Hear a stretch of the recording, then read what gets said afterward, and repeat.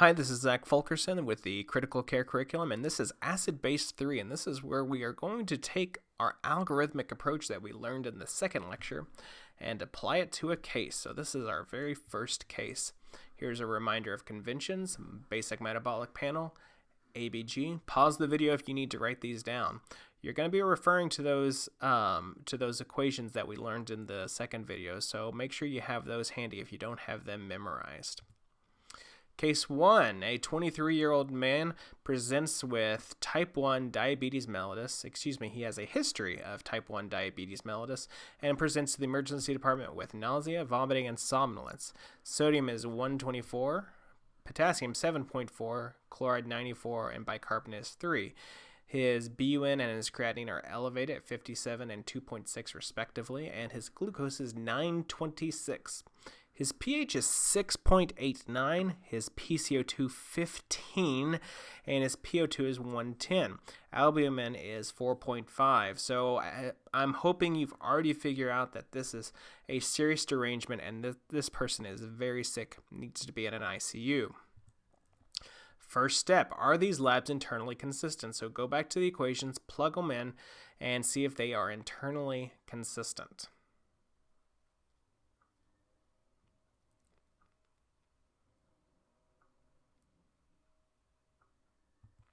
So the answer is yes, they are internally consistent, and to remind us how to do this, our expected hydrogen ion concentration is 24 times the PCO2 divided by bicarbonate. This is a modified Henderson-Hasselbalch equation. If we plug in our numbers, we have 24 times the PCO2, which is 15, divided by the bicarbonate, which is 3, and that gets us 120. We plug that into this table that I have over here, so 120 kind of falls in this range right here, and that gets us to a pH of 6.9. Our patient's pH is 6.89, so that is pretty darn good. Step 2, is the patient acidemic or alkalemic?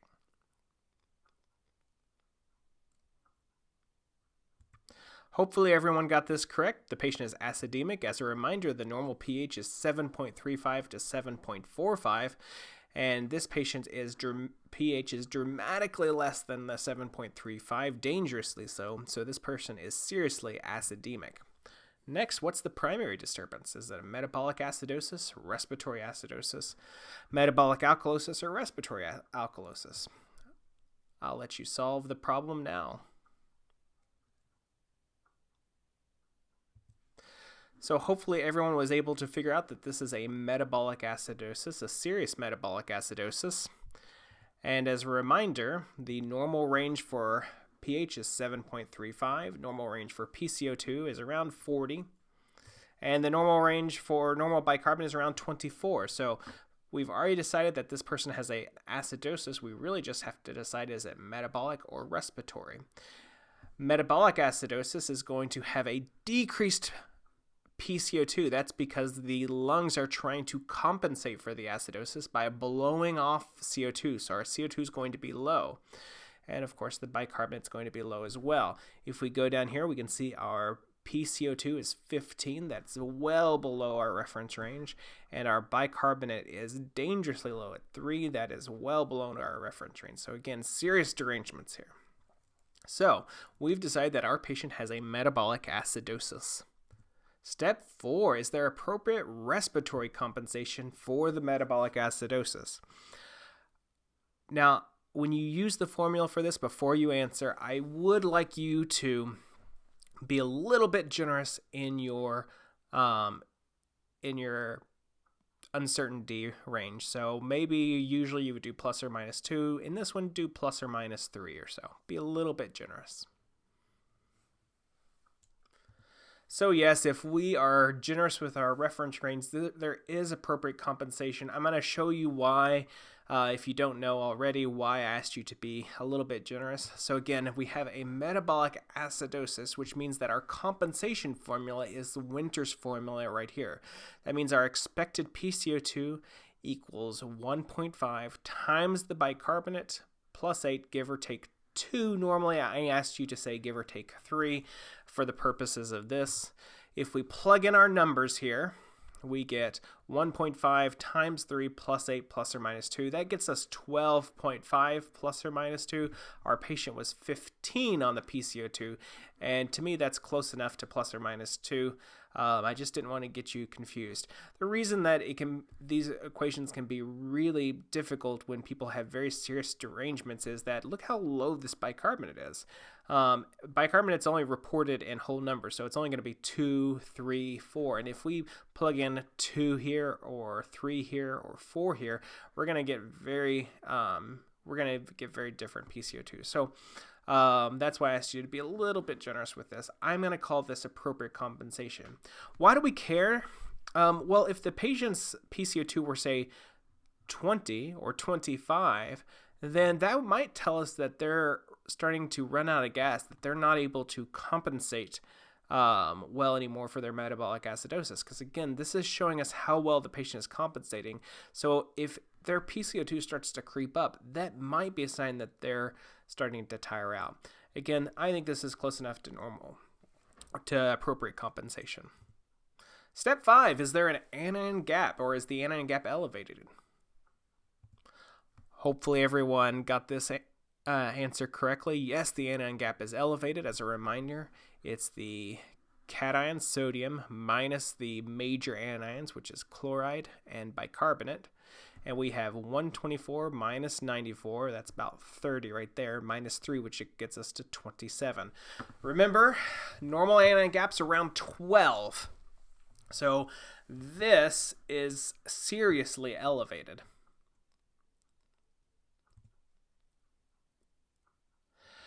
Remember that when we're doing this, we would correct for the albumin if the albumin's low. Fortunately, in this particular case, the albumin's 4.5, so we don't have to do this correction.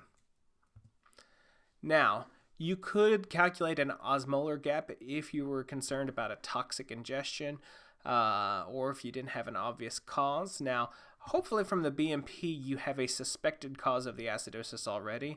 I'm going to skip the osmolar gap in this particular case.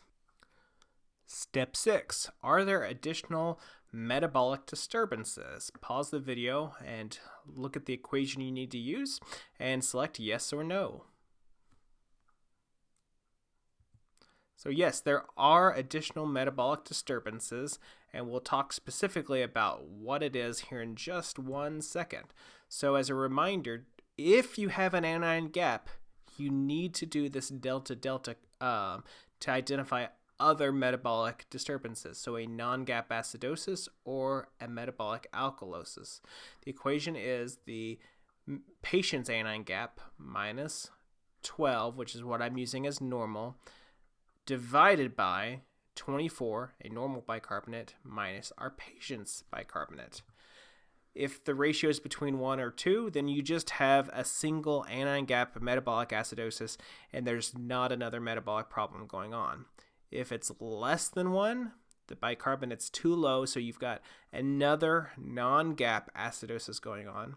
If the if the ratio is high, that means that we have a metabolic alkalosis. So let's go into our patient. The change in the anion gap is 27. That's our patient's anion gap minus 12. That's 15. Divided by 24, normal bicarbonate, minus 3, our patient's bicarbonate, that's 21. And obviously that ratio, 15 divided by 21, is less than 1.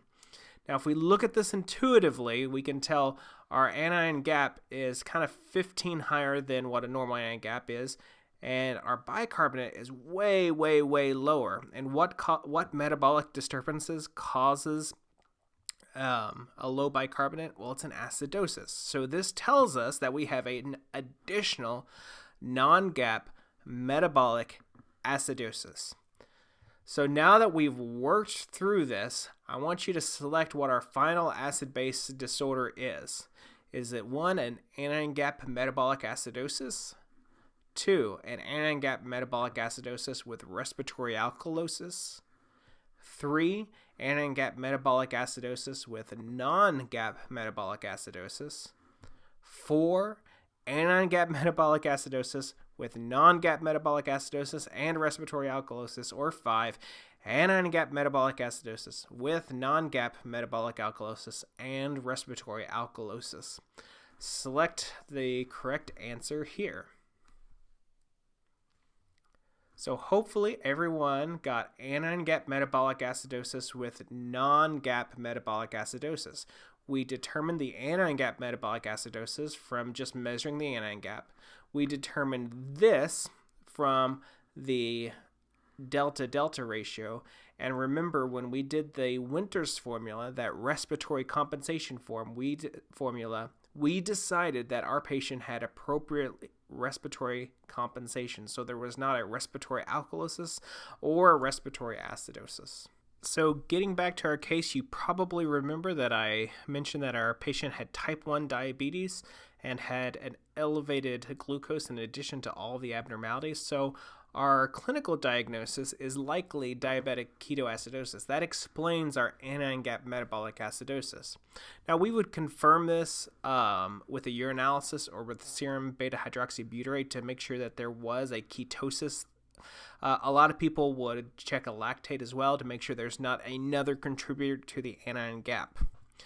We had a non-gap acidosis, and that may be renal failure. Could also be saline administration that very frequently contributes to a non-gap acidosis. These patients often get saline administration, appropriately so, because they're universally dehydrated. Treatment for this, of course, is volume resuscitation, as I mentioned, and insulin, usually IV insulin. And don't forget to look for a cause. So it might be that the patient just did not take their insulin, but it also could be an infection, could be that they're having acute coronary syndrome. So don't forget to look for an underlying cause for them having DKA. One last question for you, a clinical correlation question. What breathing pattern would be expected? Would it be Kussmaul, Cheyne-Stokes, apneustic, or bradypnea? Hopefully everyone got this. Kussmaul breathing is a rapid, very deep type of breathing that is commonly seen when people are trying to compensate for a metabolic acidosis.